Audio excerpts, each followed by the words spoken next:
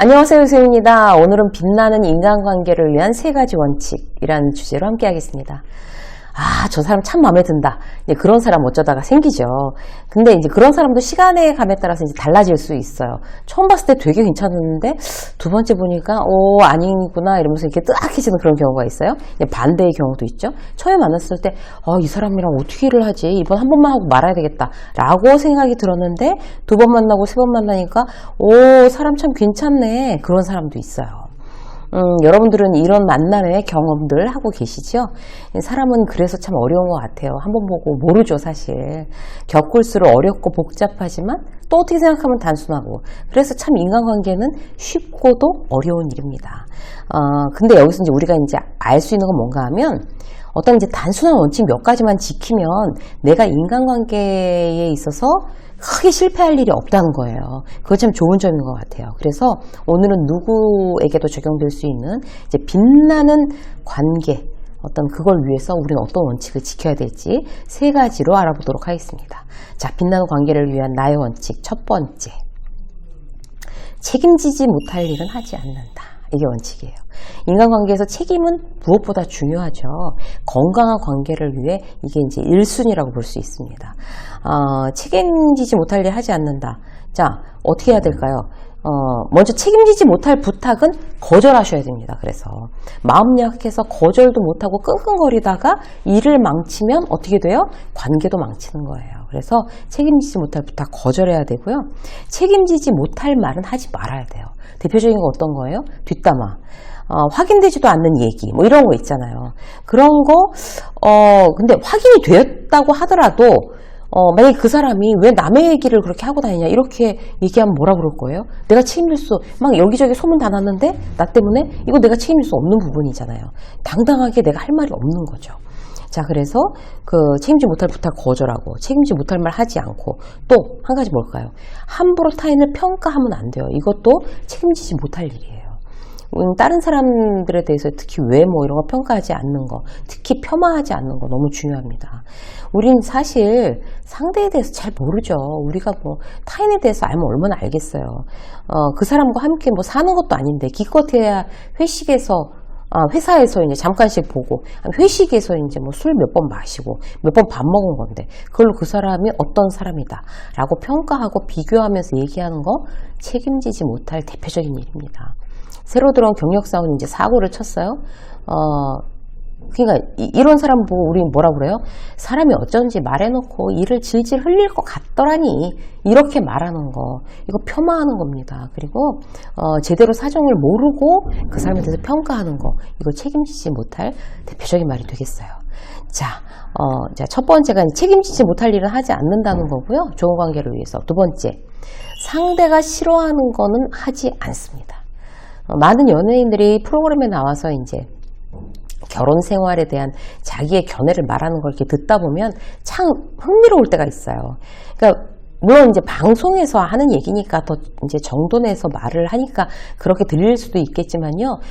저 친구는 참 젊은 친구가 되게 좋은 가치관을 가졌구나, 이런 느낌이 들 때가 있어요. 감탄할 때가. 아주 철없는 그런 이제 사람처럼 보이는데 막 이렇게 감탄할 때가 있단 말이에요. 그 대표적인 게 바로 배우자가 싫어하는 건 하지 않습니다 라고 말하는 그런 사람들이에요.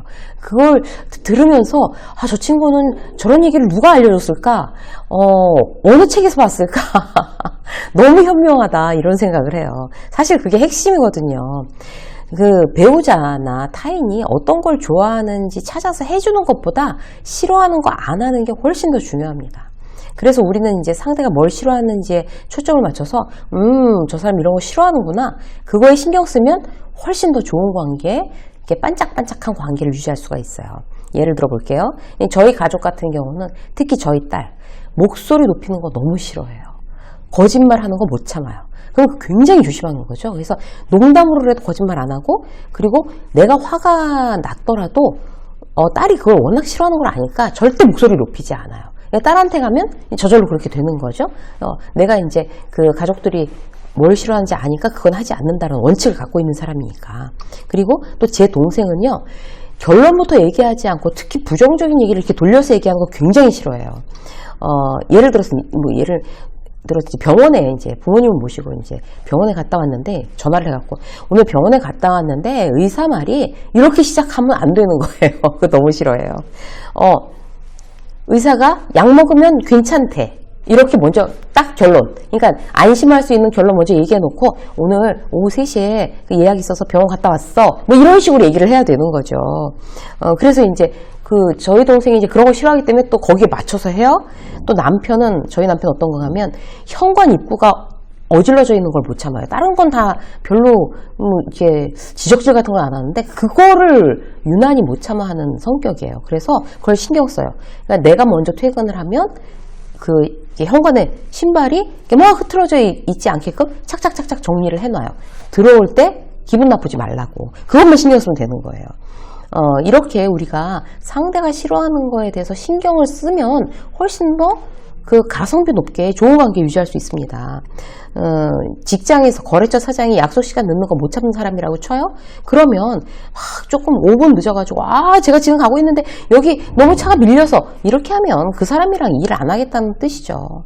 약속은 반드시 칼같이 저 사람은 약속 시간 늦는 거 싫어하니까 5분, 10분 아니면 밀릴 것 같으면 30분 전에 미리 가서 그 근처에서 커피를 마시더라도 그렇게 저 사람이 싫어하는 건 내가 반드시 지킨다. 그래야지 거래가 원활하게 될 거 아니에요. 이렇게 하는 거 너무 중요합니다. 관계에 있어서. 또 이런 경우 있어요. 저희 지인이 아내가 말할 때 다른 데 보면서 건성으로 대답하는 걸 막 히스테리컬하게 싫어하는 거죠.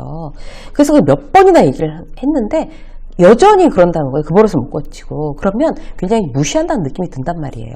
그래서 대화할 때 우리 아내는 말할 때 안 쳐다보는 거 되게 싫어해. 그러면 상대의 눈을 지그시 쳐다봐 주는 게 그게 선물 사다 안기는 것보다 훨씬 더 중요한 일인 줄을 아는 거. 이게 바로 관계에 대한 지혜라고 할 수 있습니다. 자, 3번째 볼까요? 우리가 원칙 3번째. 빛나는 관계를 위한 3번째 원칙은요. 거저 얻으려고 하지 마셔야 돼요. 무슨 말인가 하면 내 이익에만 너무 골몰하면 안 된다는 거예요. 단순하게 말해서 내가 상대한테 투자한 것보다 내가 더 받으려고 하든지 상대가 잘해준 걸 당연하게 여기든지 이러면 좋은 관계가 성립할 수 없죠. 당연히. 구체적으로 한번 볼게요. 내가 원하는 대로 상대에게 해주는 게 거저 얻으려고 하지 않는 기본적인 내 태도예요. 예를 들어서 저 사람이 내 말을 잘 들어줬으면 좋겠어. 그게 내가 상대한테 원하는 거잖아요. 그럼 내가 그걸 먼저 하는 거예요. 그 사람 말을 잘 들어주고 그러면 저 사람도 내 말을 들어주게 돼 있어요. 그러니까 내가 먼저 하는 거죠. 이게 거저 얻으려고 하지 않는 어떤 베이스.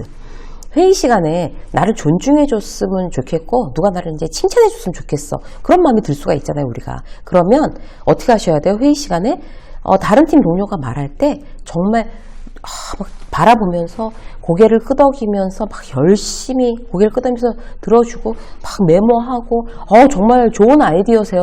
정말 좋은 의견이십니다.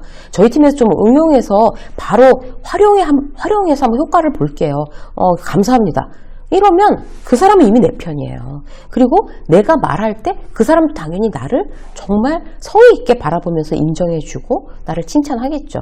그 우호성은 내 자신이 만드는 겁니다. 내가 좋은 평판 원하고 칭찬을 원하면 내가 막 이제 나를 어필하는 것도 물론 중요하지만 공개적으로 누군가를 칭찬하는 게 가장 좋은 방법이에요. 지름길. 예를 들어서 이런 거죠. 마케팅 박 대리님한테 얘기하는 거예요. 지난번 그 의견 주셔서 이런 성과가 났어요. 정말 박 대리님 덕분이에요. 아이디어 뱅크세요. 너무 고맙습니다.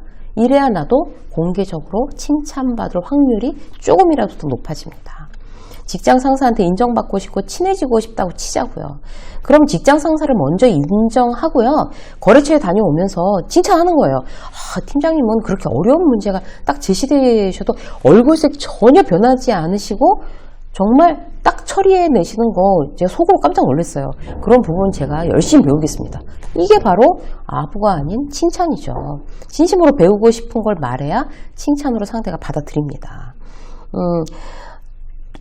또 하나 예를 들어볼게요. 누군가 나한테 밥 샀어요. 근데 나는 돈이 별로 없어요. 상대는 돈이 많아요. 저 사람 돈 내는 거 당연하지. 이렇게 느끼면 안 된다는 거예요. 저 사람이 돈 많다고 해서 내가 막 얻어먹어도 되는 거 아니란 말이죠. 두세 번에 한 번은 내가 짜장면이라도 사고, 믹스커피라도 내가 타서 갖다 주고, 선배한테 얻어먹기만 하면 안 된다는 얘기예요. 거래처에서 당연히 내가 대접받아야 된다? 그거 좋은 관계 아닙니다. 내가 대접받아서 마땅하다고 생각하는 순간 그 관계는 단지 이용하는 관계일 뿐이에요.